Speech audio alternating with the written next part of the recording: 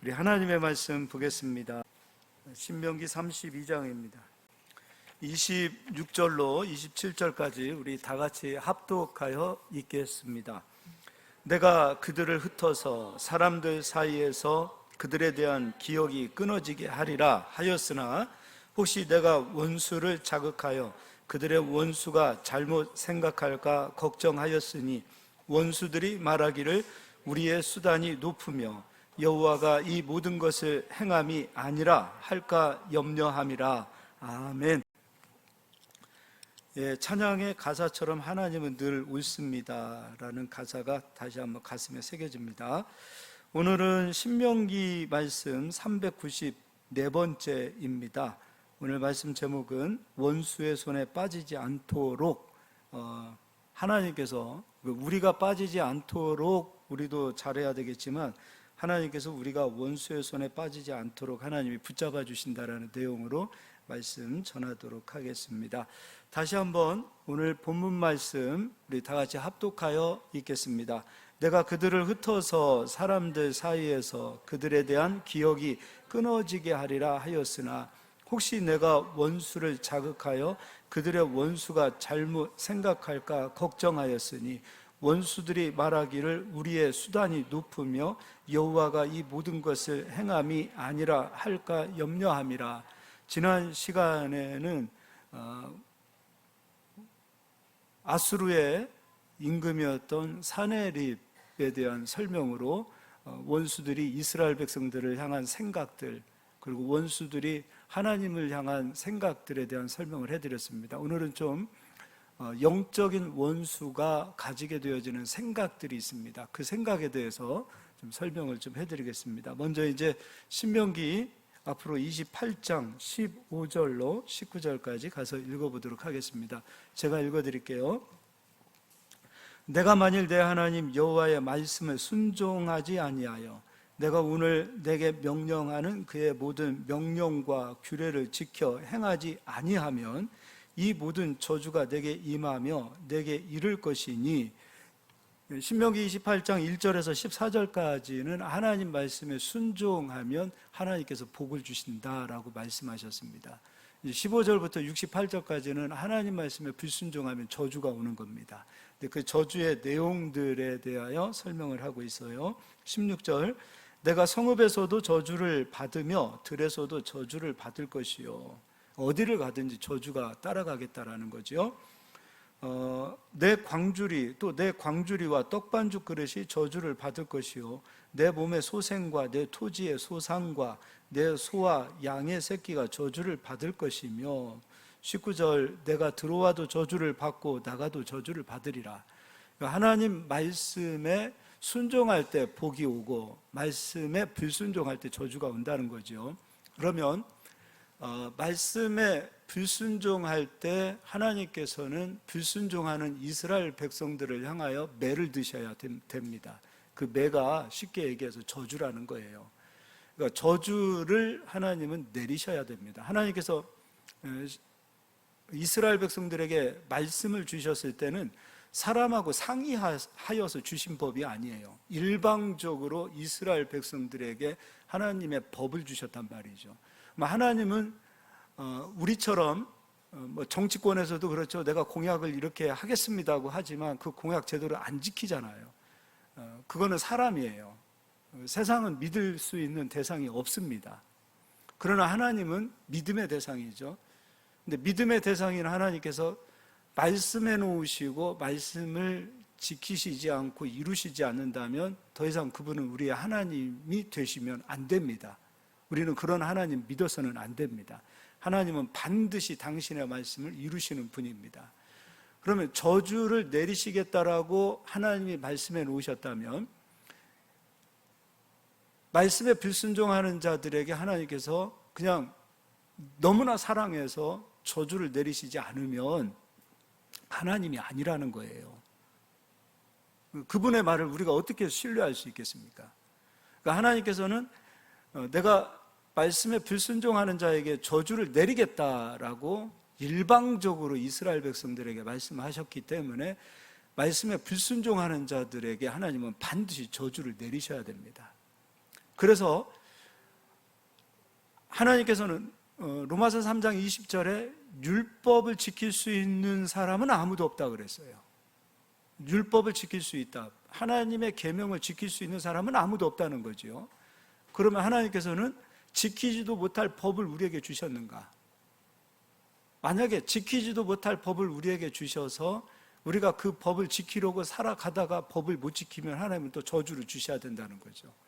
그러면 하나님은 또한 사랑의 하나님이신데, 그러한 하나님이라면 우리는 사랑의 하나님이라고 말할 수 없어요.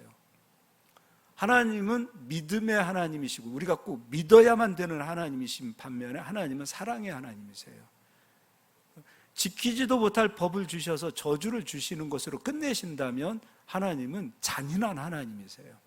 그래서 하나님께서 이스라엘 백성들에게 긍휼, 은혜, 그리고 구원을 얻을 수 있는 무엇을 주셨냐면 계명과 함께 성전을 주셨고, 그 성전에서 제사법을 주셔가지고 말씀에 불순종하는 자들이 그 죄의 값을 성전에 와서 용서를 받는 거예요. 그래서 히브리서 9장 22절에는 피 흘림이 없이는 사함이 없다 그랬어요. 성전에 와서 우리 죄에 대한 값으로 우리를 대신해서 제물이 피 흘려 줌으로, 그것으로 인하여 하나님께서는 우리 죄와 허물을 용서해 주시는 거예요. 그래서 하나님의 법은 십계명만 주어진 게 아니에요. 십계명을 통해서 우리가 거룩하지 않은 존재라는 것, 그리고 내가 참으로 불법을 저지를 수밖에 없는 연약한 존재라는 것을 깨닫는 거예요. 죄를 통해서 우리는 하나님의 사랑 안으로 들어가야죠. 은혜 안으로 들어가는 겁니다.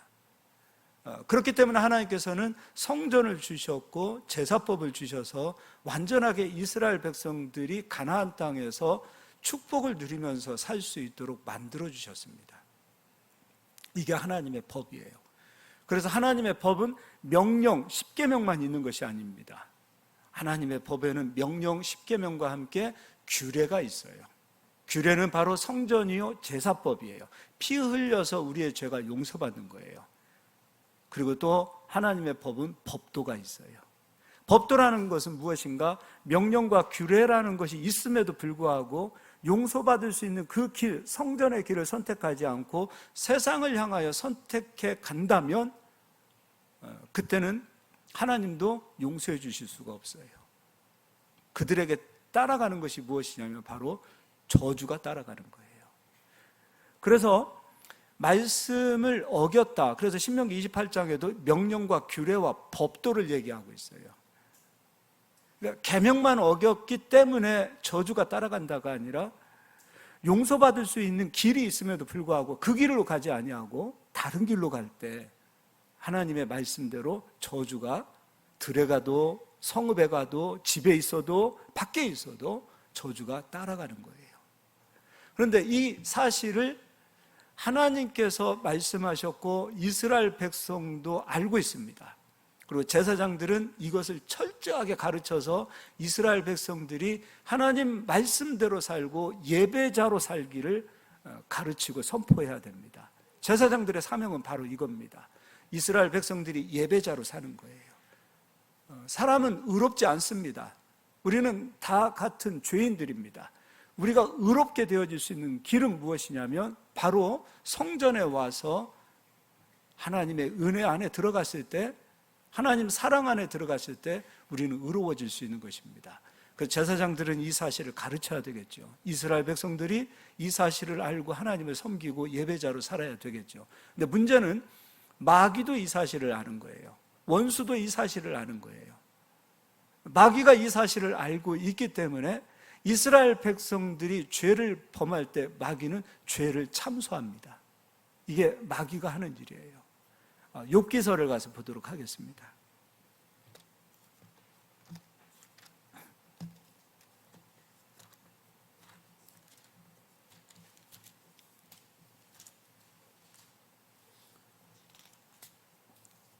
욥기서 1장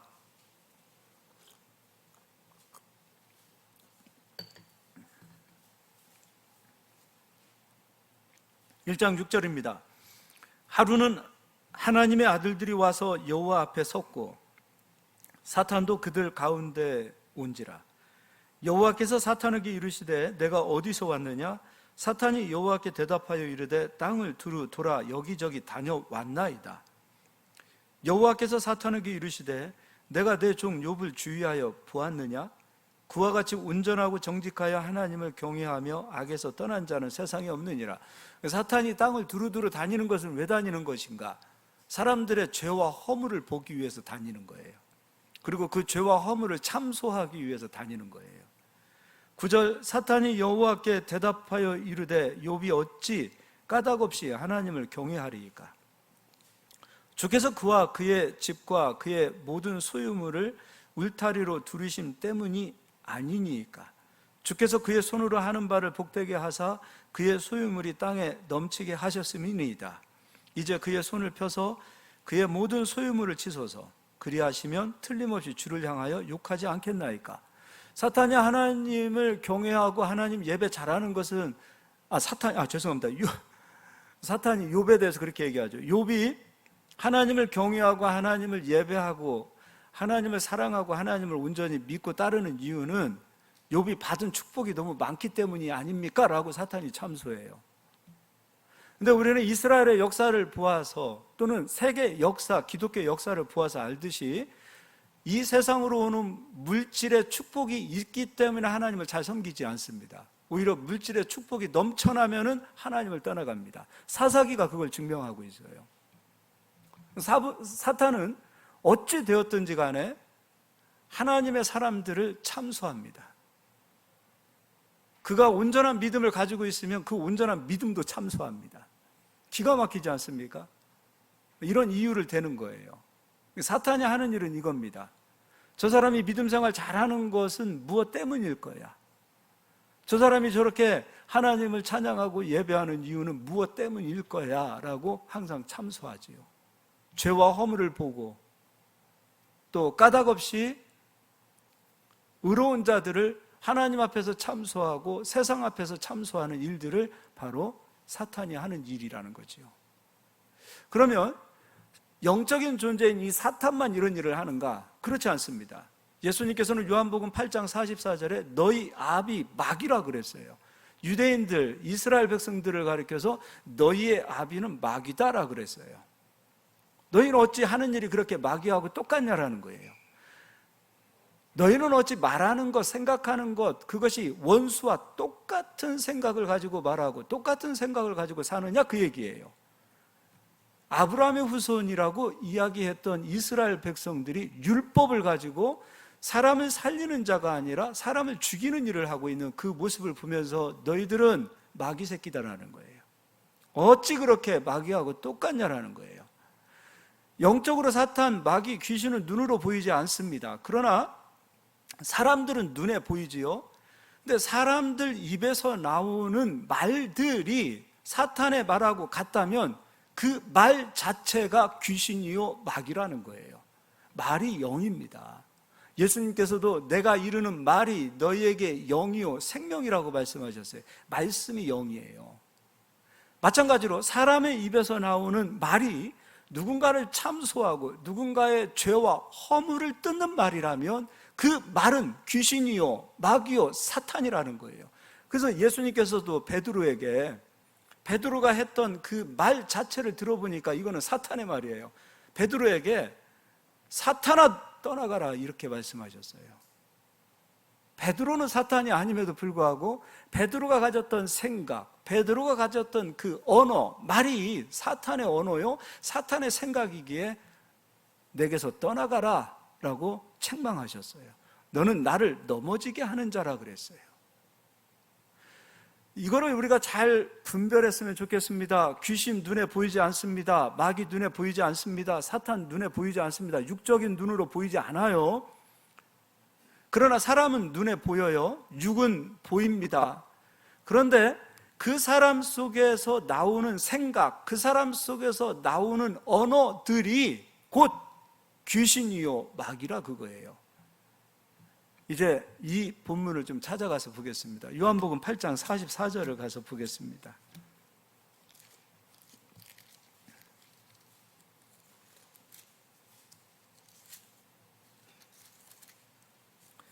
제가 읽어드리겠습니다. 44절입니다. 너희는 너희 아비 마귀에게서 났으니 너희 아비의 욕심대로 너희도 행하고자 하느니라.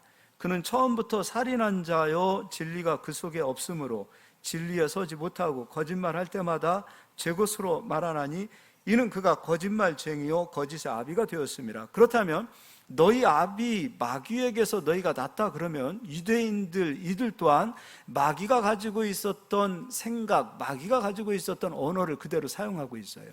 참소해요. 죄와 허물을 보기 시작해요. 그 죄와 허물을 덮어주질 않아요. 죄와 허물을 참소합니다. 교회가 은혜가 있는지 없는지는 어떻게 알아요? 사람이 모이는 곳에서 언어가 나오기 시작해요. 말합니다. 생각들을 공유합니다. 그런데 하나님의 생각, 하나님의 은혜의 언어와 은혜의 생각들이 나오면 그 교회는 은혜가 있는 교회라고 볼 수 있습니다. 두세 사람이 모여서 하나님의 은혜를 전하지 아니하고 두세 사람이 모이는 곳에 누군가의 죄와 허물을 말하는 두세 사람이 되어진다면 그 공간에 왜 귀신들이 역사한다라는 생각을 안 합니까? 귀신이 좋아하고 마귀가 좋아하는 언어들로 귀신의 그 사단의 영적인 어두운 그것을 채워놓는다라는 생각들을 왜 못하시냐 이거예요. 사람이 어떤 언어를, 어떤 생각을 가지고 있느냐에 따라서 영적인 존재들이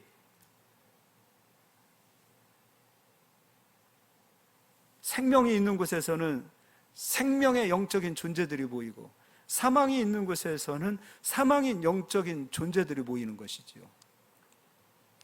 생명의 성령의 법이에요. 하나님의 법은 사람을 살리는 법이고요, 죄와 사망의 법은 사람을 죽이는 법이에요.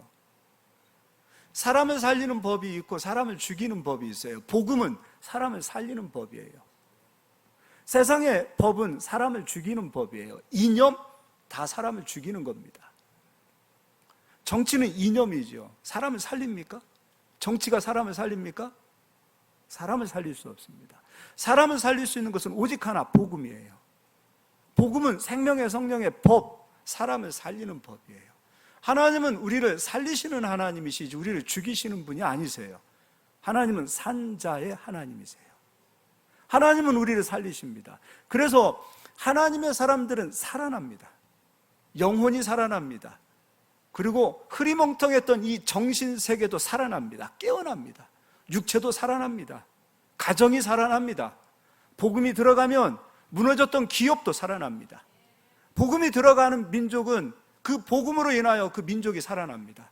국가도 살아납니다. 복음은 귀한 거예요. 복음은 세상을 살리는 겁니다. 무너졌던 가정이 있다면 복음이 들어가면 그 가정을 살려요. 무너지는 회사도 마찬가지입니다. 한 사람도 살려내듯이 복음이 들어가는 곳은 살려내는 역사, 살아나는 역사, 회복되어지는 역사가 나타나는 겁니다. 그러나 귀신의 역사, 사탄의 역사, 사망의 역사는 살리지 아니하고 죽입니다. 형제와의 관계를 깨트리고 죽여냅니다. 사람과 사람과의 관계를 아름답게 하지 아니하고 그 관계를 깨트려 버립니다. 물질적인 것도 깨트려 버립니다. 힘들여서 정성스럽게 모아놓았던 돈들이 다 깨지고 사라지고 합니다. 부부간의 관계도 깨집니다. 가족 간의 그 아름다운 그 가정도 깨지기 시작합니다. 이게 바로 사망의 역사예요. 그래서 우리는 복음을 붙들고 복음을 선택해야 돼요. 복음의 역사가 나타나야 돼요. 예수님께서 이러한 배경으로 너희는 하나님 자녀 아닌 것 같다, 마귀 자녀인 것 같다라고 얘기했던 그 배경들을 몇 구절 찾아보도록 하겠습니다. 마태복음입니다. 마태복음 22장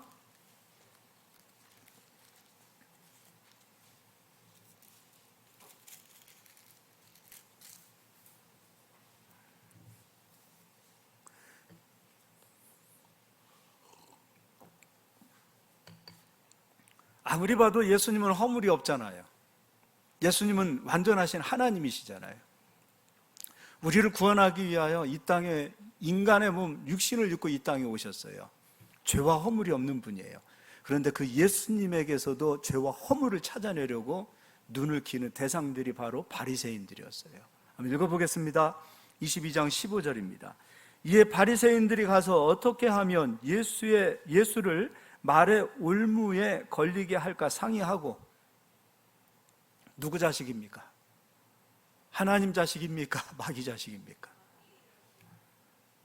욥을 참소했던 마귀의 성품이 그대로 드러나죠. 인간 안에 이러한 성품들이 있어요. 사돈이 땅에서 하면 배 아픈 그런 못돼 먹은 성품들이 인간 안에 있어요. 그게 인간 안에 있다니까요. 남 잘 되면 기뻐하고 좋아하고 축복해 주기보다는 은근히 배 아프고 속상한 이런 것들이 있을 수 있겠지요. 인간 여러분 선하지 않습니다. 인간은 철저하게 타락한 존재입니다. 머리부터 발끝까지 다 타락했어요. 이게 인간이에요. 우리의 본성 자체가 하나님의 형상으로 지음받았음에도 불구하고 아담이 선악과를 먹고 타락한 이후에 우리의 성품은 타락한 아담의 성품이 그대로 들어왔어요.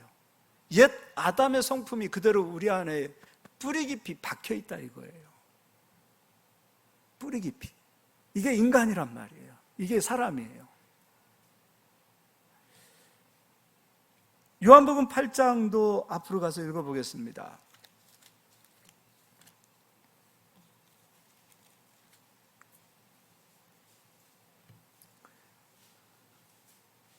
(8장 1절) 예수는 감난산으로 가시니라. 아침에 다시 성전으로 들어오시니 백성이 다 나오는지라. 앉으사 그들을 가르치시더니 서기관들과 바리새인들이 음행 중에 잡힌 여자를 끌고 와서 가운데 세우고, 이것도 예수를 고발할 조건을 찾기 위해서 지금 이 여인을 데리고 와요. 그러면 성전을 주신 이유는 뭐예요? 죄와 허물을 용서해 주기 위하여 성전을 주셨어요. 성전 앞으로 끌고 왔습니다. 끌고 와서 한다는 얘기가 이 여인을 돌로 쳐 죽여야 되겠습니까? 살려야 되겠습니까? 예수님은 사랑을 이야기했습니다. 사랑을 얘기한 예수님의 말씀 앞에서 돌로 쳐 죽여라, 율법대로 말하면 예수님을 돌로 쳐 죽여도 됩니다. 왜냐하면 한 입 가지고 두 말 했다는 거예요. 얼마나 이게 참 유대인들이, 이 바리새인 서기관들이 얼마나 교묘합니까? 그들에게 있는 이 지식, 그들에게 있는 이 두뇌를 사람을 살리기 위하여 쓰는 지혜와 지식이 아니라 사람을 죽이기 위하여. 예수님도 죽여야 되겠고, 이 간음하다가 현장에 붙잡힌 여인도 죽여야 되겠고. 이 누구 새끼입니까? 하나님의 자녀입니까? 마귀 새끼입니까? 요한복음 8장에 간음하다가 현장에 붙잡힌 여인을 성전에 끌고 와서 예수님을 고발하려고 하는 그 사건 뒤에 요한복음 8장 44절에 아무리 봐도 내가 봤을 때 너희들은 하나님의 자녀가 아니다, 마귀 새끼다. 유대인들에게는 엄청난 충격이죠. 참소하고 죄와 허물을 바라고. 우리가 이렇게 생각해 보자고요. 누군가의 허물은 그 사람에게 말 못할 고통일 수 있어요. 굉장히 그 사람에게는 정말 말 못할 아픔이 될 수 있어요. 그런데 우리는 그런 것들이 즐겁단 말이죠. 그 사람에게 있어서 죄와 허물, 상처들이 우리에게 있어서는 재밌는 하나의 안주거리가 되어진다면, 그리스도인들 입에서 죄와 허물을 가지고 뒤에서 수근수근하는 자리에 머물러 있다면, 그 순간 우리는 신분상 하나님의 자녀지만 우리의 영적인 상태는 마귀 새끼라는 거예요. 이거 심각한 거예요. 진짜 죄는 이거예요. 진짜 하나님이 가장 아파하시고 하나님이 가장 싫어하시는 것이 바로 이건데도 불구하고 예수님 믿는 사람들이 이 부분에서 뭐가 그렇게 자신들은 의로워서 그러는지 모르겠어요. 뭐가 그렇게 의롭습니까, 우리가? 자기는 그렇게 의로워요? 자기는 그렇게 깨끗해요? 내 자녀들만큼은 죄와 허물이 없고 다른 사람의 자녀들은 그냥 눈에 보이는 대로, 그런 못돼 먹은 성품들이 어디 성품이냐 이거예요. 우리 하나님 자녀잖아요. 하나님 자녀면 하나님 품위를 높여드리기 위해서 하나님 자녀처럼 살아야 될 거 아닙니까? 우리가 마귀 새끼처럼 살면 하나님 얼굴에 먹칠하는 거 아닙니까? 우리 하나님 자녀잖아요. 영접하는 자, 곧 그 이름을 믿는 자들에게는 하나님의 자녀가 되는 권세를 주셨다고 그랬어요. 그럼 우리는 하나님 자녀처럼 살아야 될 거 아닙니까? 하나님의 자녀가 되어서 하나님께 영광을 올려드리고 그러한 상태로 살아야 되는데, 예수님 믿는 사람들 의롭지요. 믿음 있는 자들 의롭다고 말씀했기 때문에 우리 스스로 굉장히 의로운 자들이 되었어요. 그런데 우리 자체가 선한 것이 있고 우리 자체가 깨끗한 것이 있어서 의로운 자가 된 것이 아니라, 죽을 수밖에 없는 나의 죄와 허물로 인하여 예수가 죽었고 그 예수를 믿어서 의로운 것이지, 어떻게 우리가 깨끗해서 의로워졌습니까? 어떻게 우리가 깨끗한 자가 되었습니까? 예수 믿는 사람들이 굉장히 의로워요. 의롭지요. 깨끗하지요. 안 믿는 자들보다 굉장히 깨끗하게 살지요. 근데 우리가 의롭다고 말하는 그 의로움까지도 우리는 나의 의가 아니라 이 모든 의는 그리스도의 의입니다라고 그리스도를 높여야 되지 않겠습니까? 예수 믿는 사람들은 달라야 돼요. 예수 믿는 사람들은 달라야지요. 왜요? 우리는 하나님 망신시켜드려서는 안 돼요. 조금 달라야 되지 않겠습니까? 아니, 심지어 안 믿는 세상 사람들한테까지도 친분이 있다는 이유로 자기 교회 흉을 보는 성도들이 있는데 그거 어떻게 해야 됩니까? 우리 교회는 없어요. 이거 어떻게 해야 됩니까? 안 믿는 사람들한테 가서도, 직장에 가서, 친척들한테 가서도 교회를 걱정한다고 교회 흉을 보고 있는 성도들이 있다면 이게 어떻게 하자는 거예요?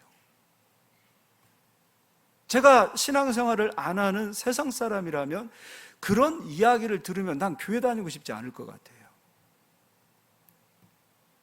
하나님은 우리 죄를 참소하지 않으세요. 아파하세요. 하나님은 우리 죄 때문에 아파하시는 분이시지 우리 죄를 참소하시고 지적하시는 분이 아니라 이거예요. 마귀는 그렇지 않습니다. 우리가 죄 지으면 기뻐요. 우리에게 허물이 있으면 기뻐요. 그리고 그걸 참소해요. 마귀는 우리의 죄와 허물로 인하여 우리의 연약함으로 아파하지 않아요. 그러나 하나님은 너무도 아파요. 모든 인류의 죄로 인하여, 모든 인류의 악으로 인하여 하나님은 지금도 아파하고 계세요. 근데 마귀는 그렇지 않아요. 인간 속에 있는 이 더러운 죄의 욕망이 막 열매 맺기를 원하는 거예요. 열매를 맺으면 신나요. 참소할 것이 생겼어요.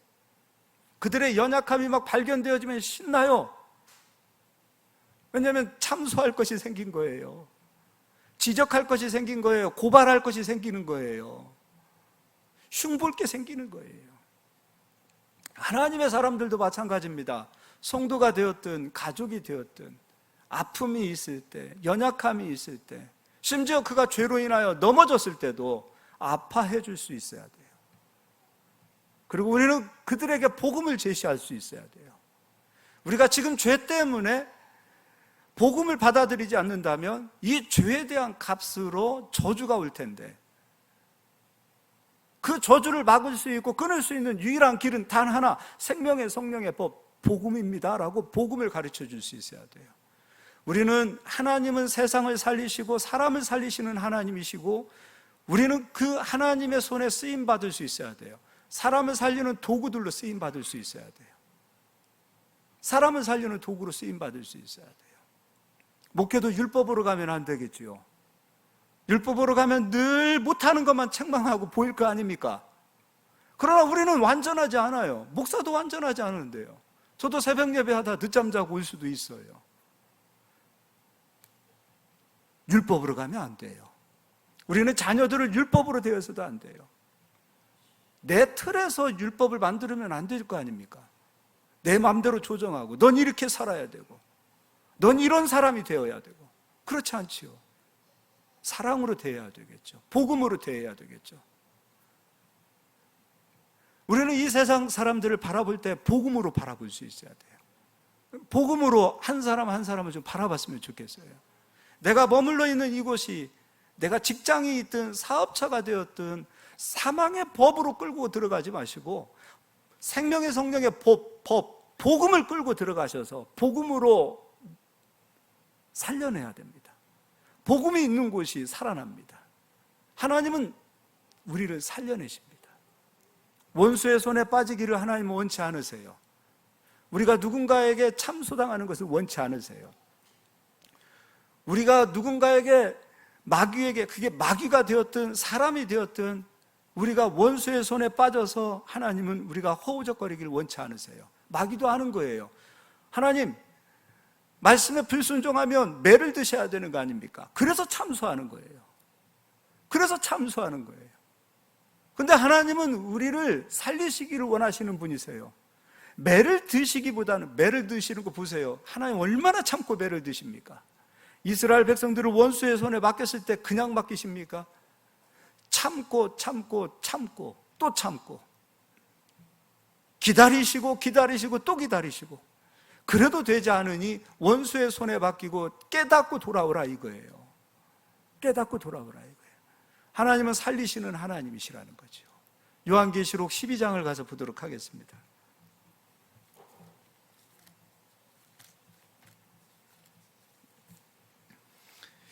12장 9절입니다. 큰 용이 내쫓기니 옛뱀 곧 마귀라 고도하고 사탄이라고도 하며 온 천하를 꿰는 자라. 마귀가 하는 일이 이거예요. 온 천하를 꿰는 자예요. 그가 땅으로 내쫓기니 그의 사자들도 그와 함께 내쫓기니라. 내가 또 들으니 하늘에 큰 음성이 있어 이르되 이제 우리 하나님의 구원과 능력과 나라와 또 그의 그리스도의 권세가 나타났으니 우리 형제들을 참소하던 자, 곧 우리 하나님 앞에서 밤낮 참소하던 자가 쫓겨났고, 마귀가 쫓겨난 겁니다. 참소하던 자가 쫓겨나는 겁니다. 언제 쫓겨납니까? 예수님이 십자가에서 우리 죄와 허물에 대한 값으로 죽어주셨을 때 더 이상 참소할 것이 없어져요. 그리스도인들, 여러분, 예수 믿는 성도들을 참소하면 안 돼요.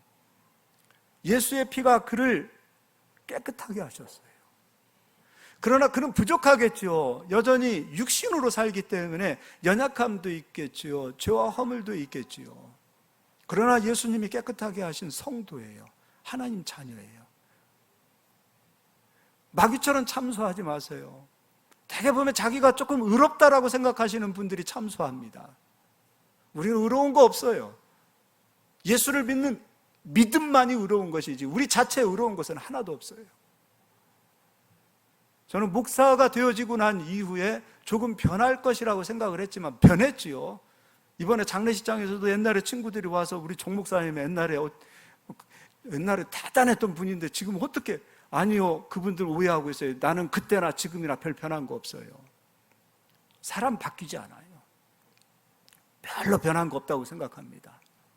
우리 사모님은 저보고 엄청 변했다고 그러는데 저는 그렇지 않아요. 저는 원래 변한 거 없어요. 나라는 존재는 그대로 있다고 생각을 해요.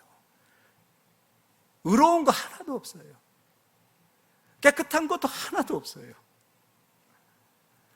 예수 그리스도를 믿는 믿음만 의로운 거예요. 나는 예수님만 의롭다고 생각해요. 어떻게 제가 여러분 예수님 앞에서 저를 비교할 수 있겠어요? 저는 의롭지 않습니다. 지금도 예수님의 은혜 없이, 예수님의 그 보혈의 그 은혜 없이는 저는 한순간도 살 수 없다고 생각합니다.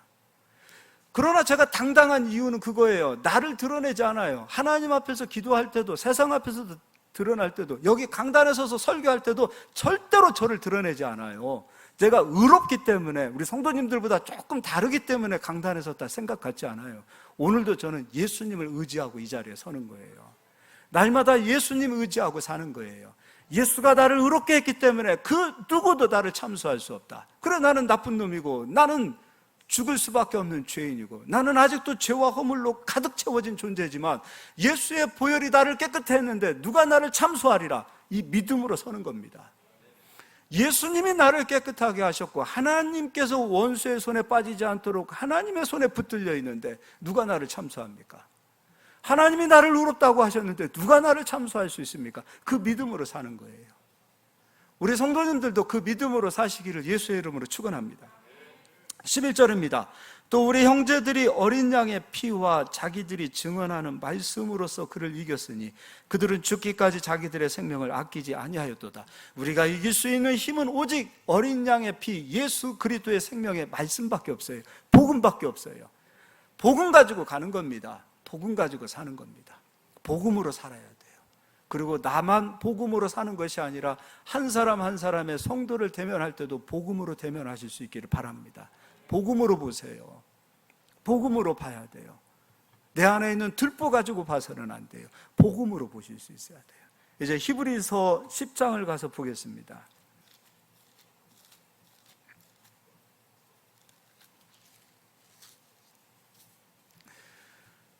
우리 하나님께서 우리를 얼마나 사랑하시는지 몰라요. 원수의 손에 빠지지 않도록 조금도 마귀에게 참소당하지 않도록 어느 누구도 예수 그리스도 안에 있는 모든 성도들을 참소할 수 없도록 하나님께서는 예수 그리스도를 통해서 생명의 법을 이루어 놓으셨어요. 그게 바로 생명의 복음이에요. 우리는 복음으로 살아야 돼요. 우리 아버지는 너무 완전하신 하나님이세요. 사랑의 하나님이세요. 그분 손 안으로 들어가야 돼요. 우리는 원수의 손에 빠지지 아니하고 하나님 손 안으로 들어가야 돼요. 그래서 예수님께서 내 손 안으로 들어온 자는 난 절대로 빼앗기지 아니하리라. 우리는 하나님 손에 붙잡혀야 돼요. 복음 안에 붙들려야 돼요. 그리고 우리도 마찬가지입니다. 하나님 손 안에 붙들렸을 뿐만 아니라 누군가를 참소하지 마세요. 내가 감히 누군가를 참소한다면 나는 신분적으로는 하나님의 자녀이지만 행위적으로는 마귀 자녀처럼 살겠다라는 거예요. 참소하지 마세요. 제가 개척하기 전까지 섬겼던 교회 전도사로서 부교육자로서 섬길 때들이 있었어요. 그 부교육자 눈에는 이상하게 담임 목사님 이 허물이 보입니다. 근데 의로운 거지요. 젊지요. 그리고 나는 믿음으로 막 살고 열심히 살고 죽기 위해서 사는데 우리 젊은 사람의 눈에 스스로를 의롭다고 여겼던 제 자신의 눈에 보았을 때는 이상하게도 허물들이 보여요. 그런 게 보이는 거예요.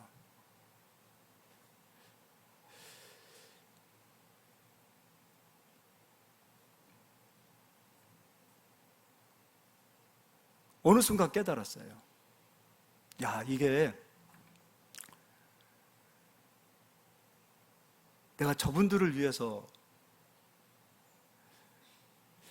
죄와 허물을 나도 모르게, 물론 뭐 아무한테나 얘기하겠습니까? 같은 전도사라든지 부교육자라든지 이런 분들끼리 이렇게 친구들끼리 이렇게 만나면 야, 우리 교회 목사님이 그렇다. 자연스럽게 우리들끼리 그런 얘기를 하고 있는 거죠. 어느 순간에 깨달았어요. 야, 이게 진짜 이게 못된 짓이구나. 그리고서는 그분들을 위해서 기도했어요. 내가 그동안에 참 저분들 참 흉봤던 목사님들, 또 가는 곳곳마다 이해가 안 되는 성도님들도 있었어요. 특히 장로님들 이해가 너무 안 되는 거예요. 왜 저러실까? 그분들을 위해서 기도했어요. 기도하고 또 목사님들 위해서도 기도하고.